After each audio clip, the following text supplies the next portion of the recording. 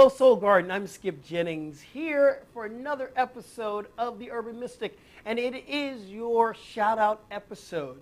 So, I want to focus around some general questions that I've had come through the website, and it's around prayer. I have three questions, great questions. We're going to talk about prayer.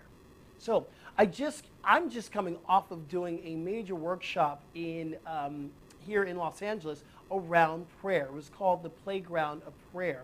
And one of the things that we talked about prayer as being is the same vibration of playing. So in your prayer life, it should feel powerful, good, energized.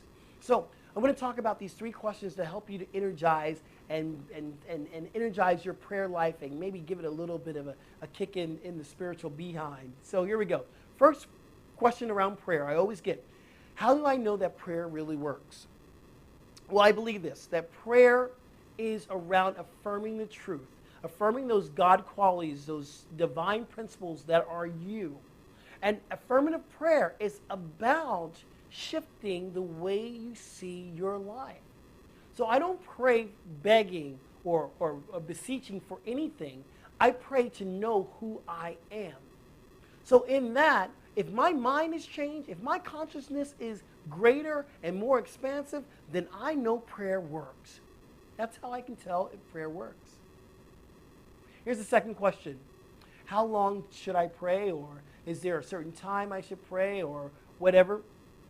I believe prayer comes in so many different lengths. Meister Eckhart says this. If you only say thank you, that's a prayer. That's a prayer of gratitude to the universe. It could be that short, or it can be extensive. We have something that we call the affirmative prayer, 6 steps in affirmative prayer, where we start off with gratitude, and then we go into recognizing God, and then we go into the unification of God, and then we go into the realization step, and then we finish in the thanksgiving step, and then we end again in releasing the prayer. That's a very extensive prayer treatment or affirmative prayer. It can come in different ways. It can come in going into simply this, I'm one with God. That's an affirmative prayer. So it comes in different lengths. Allow the length of the prayer to come from you. Don't get caught up in a box saying a prayer has to be this amount of time. So the third question around prayer that I want to answer is, should prayer be something that we're asking? We're asking to get something. And if we don't get it, does that mean it's not working? Well, again, here's that thing about prayer.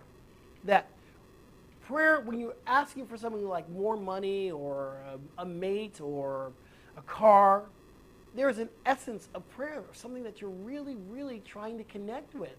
If you're praying for money, what you're really praying is to know that you're abundant.